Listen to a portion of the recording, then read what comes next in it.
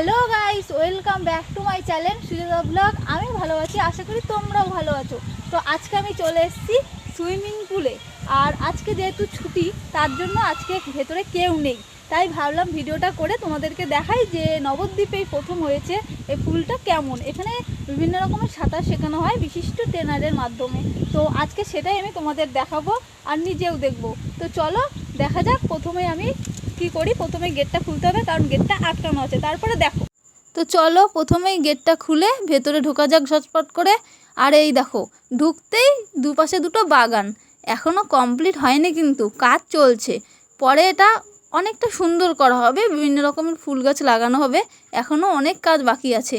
এই দেখো এখানটা হচ্ছে অফিস রুম, তারপরে ওয়াশরুম এইসব আছে। তো চলো আগিয়ে যাই।